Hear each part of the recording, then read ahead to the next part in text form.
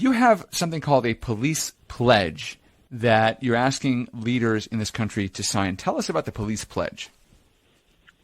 Well, the start of this really goes back to some of the civil unrest that we've seen in Democrat-run cities and how this agenda of defunding the police or reimagining the police has really taken hold in what I believe are the worst of places for it to take hold. And so as elected officials have sought to do more, one of the things they can do right away is to come out and to be very clear that they stand behind America's law enforcement, that they stand with the police, and that they will not support any bill, resolution, or movement which seeks to defund the police, whether they're a local official like a mayor or a county commissioner or a state representative, or it goes all the way to the top as a member of Congress or a senator. We're calling on all elected officials to make this commitment and to recognize that a lawful society has to be free from mob rule and it has to be free from violent insurrection. And that's exactly what this police pledge states, and that the only way we can return safety and security to our neighborhoods, to our cities, is through support of law enforcement. And I think where you've seen that backtrack is where we've seen the chaos and the anarchy spread now from coast to coast, and obviously most recently in Kenosha. Okay, let's talk about this defunding the police stuff. Now, Mayor Ted Wheeler of Portland, we heard some of his statement earlier in the program. He blamed Trump for the violence in Portland, which is interesting because Trump has been offering federal law enforcement to stop the violence. When he was asked by reporters what he had done to stop these confrontations between left-wing and right-wing groups, Ted Wheeler said, well, we are reimagining the police. We are presenting 19-point plans. His plan actually has 19 points, a 19-point plan to improve policing and so forth. What is all of that stuff? Reimagining the police, what does that mean? Well, it sounds like he's taken the words right out of Kamala Harris's playbook. She actually is the one that was the first to say that she wanted to reimagine public safety.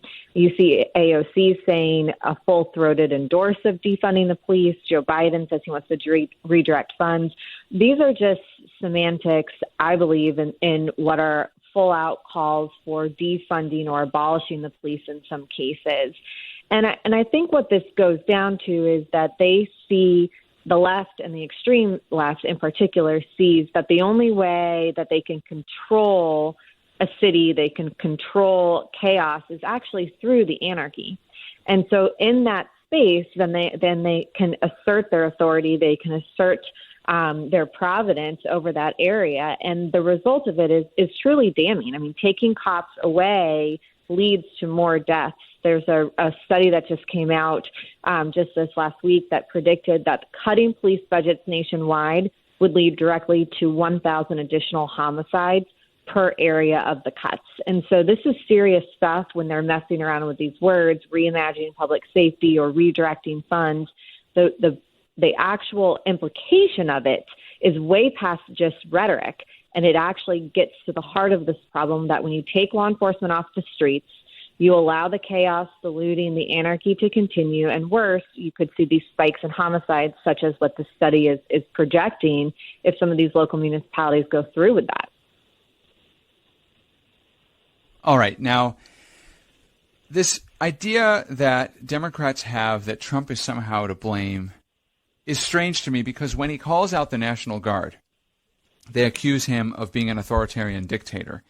And when he doesn't call out the National Guard or he doesn't federalize the National Guard and he doesn't do whatever it is they suddenly want him to do, now he is encouraging the violence. It's sort of a catch-22. They have it both ways because they can blame him in either case. But who, in the end, is actually responsible for public safety in these cities and in these states? Well, it's the mayors and governors are first and foremost in charge of putting out law enforcement locally. Now, they can, of course, call in the National Guard, as has been the case in a number of cities that you referenced, and the president is smart to then follow that call. So the the push from the left, though, in trying to placate this blame back to Trump is really hysterical. And it goes to show just how out of touch a lot of these Democrat elected officials are. And my encouragement to, everyone that we talk to is to try to see past all of this partisan warfare and look specifically at what the American people want. The American people want safety and security. They want a clear vision, just like I do, on how the violence is going to be quelled, how the peace can be restored. And so, as we look closely at this, we know that those sentiments are real. And the finger pointing and the blame games really has to stop. And that's why this police pledge seeks to put some accountability, some skin in the game for elected officials to own their role at whatever part of government they're in, with the goal that we could push back against the anarchy, against the lawlessness that's ruining our cities, our beloved cities across the country, and actually support law enforcement and return that safety and security to neighborhoods. It's a big problem. I mean, if you saw, I'm sure you did, the videos from this last week after the RNC here in Washington, D.C., where I live, you couldn't walk the streets of downtown D.C.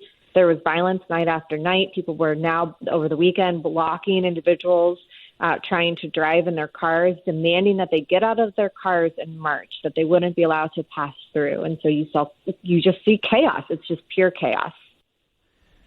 I remember New York in the 80s and the early 90s and what a dangerous city it was. I was just a kid then, but I remember going with my dad to New York City in, I think it was 1990, and it was a little scary, and we parked somewhere downtown and we walked all the way from, I think it was Houston down to Battery Park. And it was such an adventure because we had been told how New York was so dangerous, and it was dangerous, and we just decided to brave it together, and we had a great time.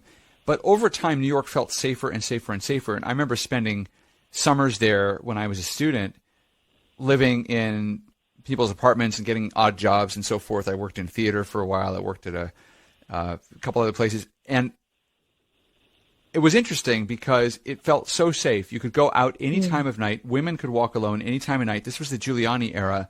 And there were all these controversies over police brutality. There was someone, Amadou Diallo, I think his name was, who was shot. There was another person who was raped in a police bathroom. And these were serious allegations, serious abuses, terrible things that happened. But they weren't the fault of the entire police. And Giuliani courted a lot of controversy by standing up for the police in those situations. He stuck with the police, and the police stuck with him. It was interesting because we're seeing a lot of the same debates play out right now, and one of the points Giuliani's made is that most police are good. You have to have a leader that stands with the police, otherwise the criminals get the upper hand. Can we address some of the abuses that happen, some of the controversies that arise, and still have support for law enforcement be as strong as President Trump wants it to be? Yes, you can do both. And I think the vice president has actually said this really the best. And he said, in his experience, it's the good cops that want to weed out the bad cops. And I think a simple statement like that goes to the heart of what you're talking about. If America needs to have a conversation about police reform, or if states need, even better, states need to have that conversation, have it. But then let's not allow that to become a shiny object for everything else that's going on in this country, which is basically using this fight around law enforcement as a piñata in the face of even more civil unrest in these Democrat-run cities. We did a poll on this, actually asking these very questions that you're bringing up, and wanted to know specifically from swing voters who, of course, are watching very closely the violence. They're watching very closely how local officials are handling this, how Trump and Biden are specifically talking about the chaos. And so we asked them whether or not they would support or oppose significant cuts to the police departments in their city, or then across the country, known as this larger Defund the Police movement. 79% of the swing voters that we talked to are flat out opposed to any effort to defund the police, 16% supporting it. We looked at battleground states. And so, when you see numbers like that, sure, I'd love that 79% to be 9%. But it does show me that we've got an opportunity here to remind voters that our country was founded on the rule of law, That's what gives stability and order. And we cannot continue to move forward as a country without police to enforce our law.